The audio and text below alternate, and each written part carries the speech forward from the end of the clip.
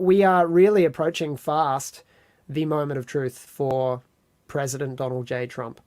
We're really about to find out whether he's our guy or not. Everyone's hoping. Everyone's looking to him as the great leader for the world. You know, it's not just for America.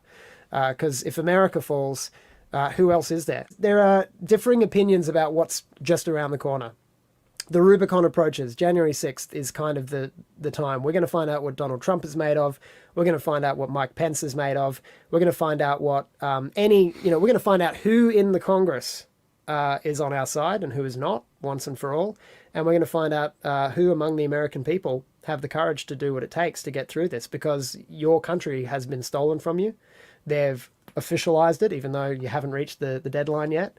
They're running with the narrative very, very hard. And we fast approach the point of no return. And Trump is going to have to make a very, very difficult decision. Maybe he already has. I mean, you would hope he's already made the decision. He talks like he's not going to give up. But not giving up means that he actually has to accept that the Constitution has been destroyed. The Constitution is over. America, as you know it, is over.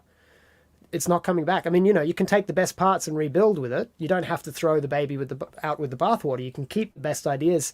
But constitutional federal America is done. It's over. You can't trust the electoral process. You can't trust your government. You can't trust the media. It's just all lies and nonsense to steal it from you. And your vote has no power at all. In fact, your vote has been completely nullified. So your participation in democracy as American citizens has been stolen from you. You've been robbed of your franchise. And so now it's going to require Donald Trump to say, well, it is what it is, and now it's time to be reciprocal.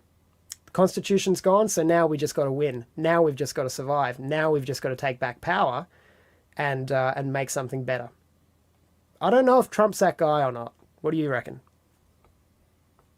I can't even imagine how that would play out. Maybe my brain ain't big enough for that, but I can't imagine how it would work. Our government is set up in a way that, I mean, unless there's exceptions and loopholes and strings to pull that I'm not aware of, and I've been watching, been hearing all the commentators give their perspective. There's no strings left to pull. It's triggers. That's what needs to be pulled next. It's military action with the support of the people. If the military stand with Trump and the people stand with Trump, you've got this. But if no one's courageous enough to do that, and everyone's like, oh, but the Constitution, we've got to do it by the book, we've got to play by the rules, even though the other side does not play by the rules, then, get ready for the gulag. I'm getting ready. I'm packing my bags. I'm packing my internal bags. I am preparing myself. I'm getting ready to see the looks on my children's faces. I'm getting ready to see the panic in the streets and the absolute terror that's associated with the future that we are one breath away from. And I am not stacking a bunch of hopes on Donald Trump to come through with a miraculous victory that's going to save us from that. I don't think so. I'm not expecting the White House to be cleansed with, a bunch of mercenaries are going to sweep in and arrest. And the day of the rope is not coming from the White House. And I don't think it's coming from Main Street either. I think it's just not going to happen. I think we are just about to let ourselves get murdered. We're just going to commit suicide as a culture. And everybody's retarded, and it's our fault.